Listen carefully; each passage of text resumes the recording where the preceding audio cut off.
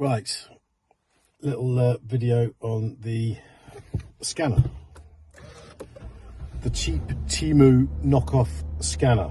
Well, I can't say it's knockoff, but it's certainly not branded anyway. It was less than 30 quid, I think, so let's have a look. So, I've never used this before, so you are learning on the job with me. I hope you can see that all right. So, codes found, none. Read DTC. No code. My God, there's no codes in it. 2008 Lexus. Now this is a bit of a bum, other than showing what a good car I've managed to buy. Vehicle info.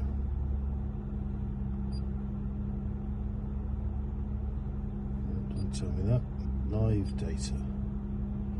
This is certainly a lot more in depth than any other one I've ever looked at for this sort of money. Okay.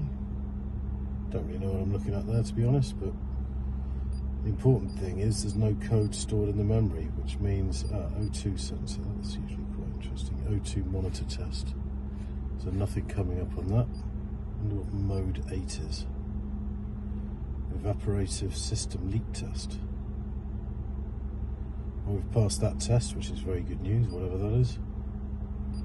What's freeze? No freeze frame, press any key to continue. Okay, what's IM? Since DTC, okay. So misfire, oh that's good. So it does a little check. Misfire monitor okay, fuel system monitor okay. Computer components okay, catalyst monitor okay, so we know there's a catalytic converter in it, that's good. Okay, so it's not giving me anything else.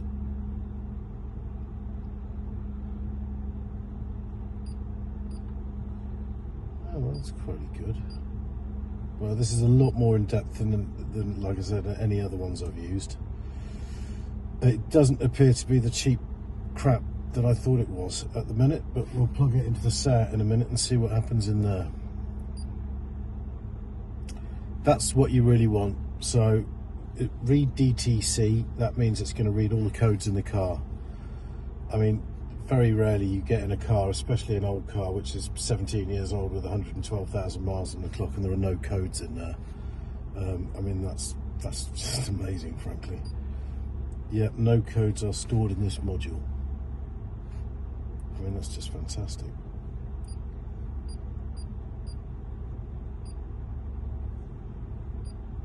That's mode 6. I think that's just telling me that the sensors are all in and working. Might be wrong, but like I said, it's telling me there's absolutely no problems with this car, which is really good. Oh, we've got another page here, data stream. I've done that one. Yeah, that's the fuel one. Okay. DTC lib.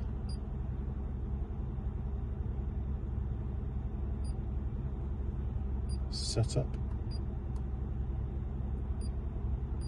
Okay, that's just your, yeah, that's easy. Voltage, that's pretty good, 13.4 volts, that's fine. And we've got a review. Yeah, we've done that data stream. There's no recorded data, amazing. Well, that's it for this car. Let's go and have a look at the SATs. Codes in this car, well, this is all getting very boring. Right, so I've got two cars that have no codes in them so far. So yeah, this one does read the VIN, so that's good. Calibration ID as well, that's good. There we go, so that's good.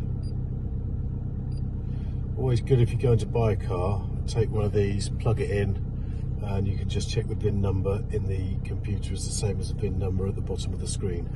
Every car built after, I think, 2000 I don't know, certainly built in the 2000s, has a little window at the bottom of the windscreen, under the windscreen wipers or near the windscreen wipers, with the 17-digit VIN number.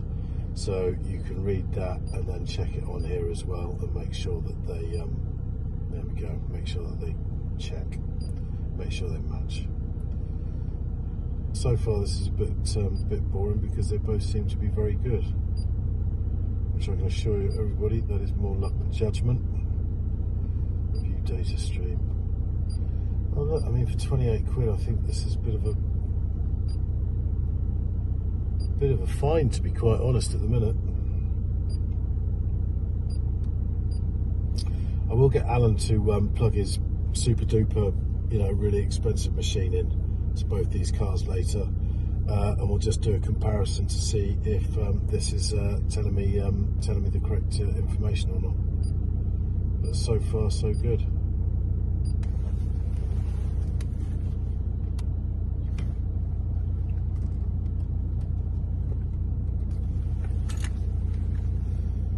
So I just unplugged it and plugged it. It seems to have frozen there a bit.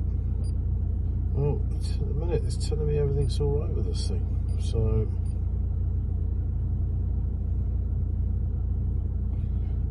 no warning lights. Well, I've got a tyre pressure monitoring system thing. That's because I had the tyres changed. But apart from that, let's get a review. Review DTC. No recorded data. So it looks like both my cars are pretty clean at the minute. So yeah, that's it. Nothing massively interesting. I will see what the other cars do. Right, this is Alan's super duper diagnostic kit. So we plugged in, the tyre warning thing is on. We plugged in the cheap Japanese one earlier, cheap Chinese one earlier, and it didn't read any codes at all. Alan's found a few, but they're not really big issues, are they, Alan? No, that one was always going to come on anyway. Yeah. Because this one does TPS as well. That's tyre pressure monitoring system. Yeah.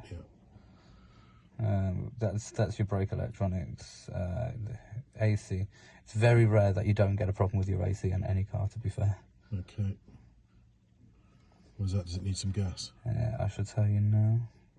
See, the problem with the Chinese, it's not really a problem. Refrigerant pressure. Yeah, refrigerant pressure lower limit not reached. Okay, so it needs a regas. Yeah. Okay.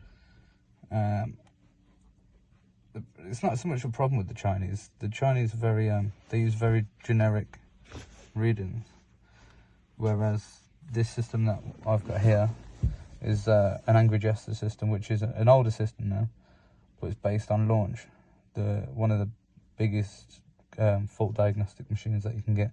Okay. So this, whereas the Chinese will read like surface codes, like engine management codes and stuff like that, this will go into every system and read everything. Okay. So the cheap Chinese one for 30 quid. Yeah. That's really just giving you an idea rather than an in-depth look. Yeah. I mean, this one here, like the electric, it's telling you the remote key voltage is too low. Yeah, that's true. Actually, it tells me on the dashboard that it needs replacing. So you need a replacement.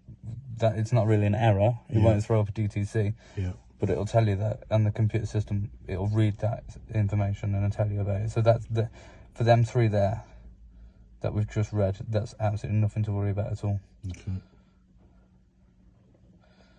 So that's that. 3 steering assistance. Sometimes you get car specifics, which is this.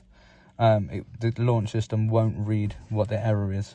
Mm-hmm. It'll pick up that the ECU or the BCM module has got a discrepancy from what it should be to what it actually is. So it won't.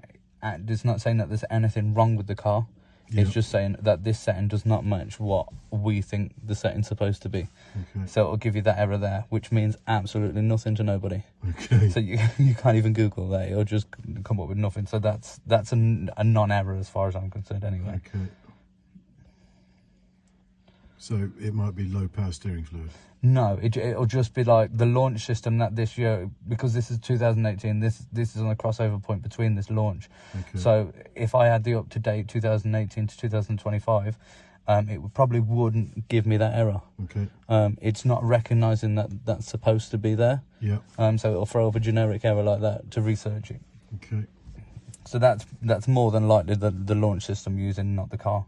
Okay. Does your sat nav work? I found a thing for it and put it in, yeah. Hang on. Where's the nav? The routes are being calculated. Yeah, it works. Please select a route. There was no card in there. Yeah, and I found it and I put it in, so it might be It's an older- probably that then. Yeah, Because Yeah. it says the database is malfunctioning. yeah. So It's clear that and it won't come back. It's just found that. Yeah. So what I can do though is just clear all of them, except for the TPS. The TPS won't go out. Seems to work really well. And it's one of the few cars I've got in and use the Apple CarPlay because it's cable connected and I bought a decent data cable. Yeah. And the Apple CarPlay never drops out. With the wireless Apple CarPlay, absolute nightmare, just drops out all the time. So that's the issue as well of these cars that I've got with the CarPlay in them. They also have Android Car, which is fully wireless, which they've got down to a T. I think the problem is with Apple locking their software down so much via wireless and Bluetooth connectivity, rightly so to be fair. I think that's what causes it, because they're not actually Apple products that you're connected to a car. Even though they've got CarPlay, it's supported by Apple. It's not actually made by Apple. Yeah. So I think that's where the downside is. So when you get a cable connectivity, Sure. it'll just work.